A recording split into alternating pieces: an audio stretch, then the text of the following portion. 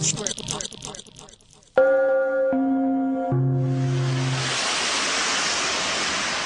started writing graffiti like every kid did that I was hanging around with when we was kids. If you couldn't talk over a record very well, then it was the other thing that you did.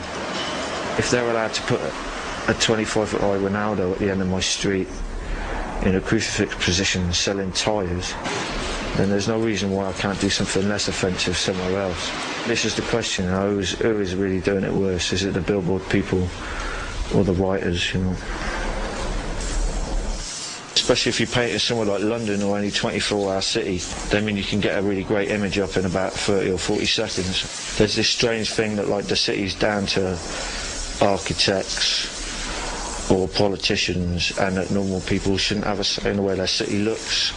I believe what I'm doing is fair enough and it makes the city look better.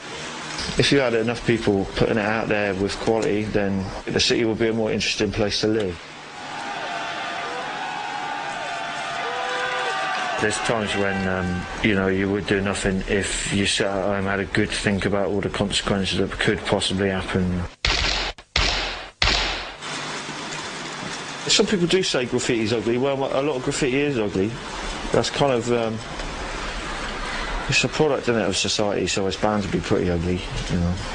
I think hard about the pictures that I paint and, you know, if you don't like it, you paint over it.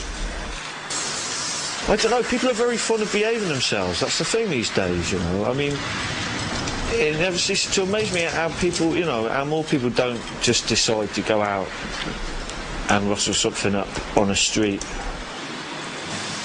Oh, the old bill are a big part of the creative process in you making a picture, because in how you cut it, how much detail you put into it, and then, you know, how you think you can pull it off. They're like this third party who are in there helping you make these decisions on a design, right? I'm into using the Mona Lisa because it goes back to that whole question about graffiti, is it art or is it not? And even if you put a bazooka on her shoulder, it's still kind of art. It's a better spot than the Society Gallery, you know, painting off Leicester Square. You know, to get on the tube up to Swiss Cottage and kiss the arse of some Tory to collect your work for people to see your picture, you know? Your picture is there.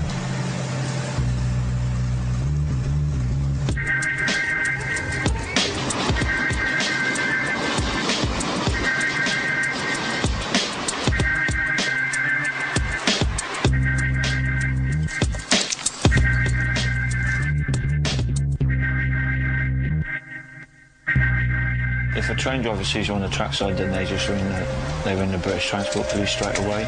You've got minutes before they turn up.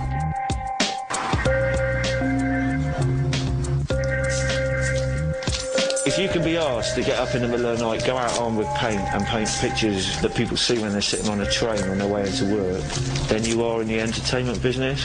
And obviously you're also in the start of revolution business, and a bit of both is probably ideal.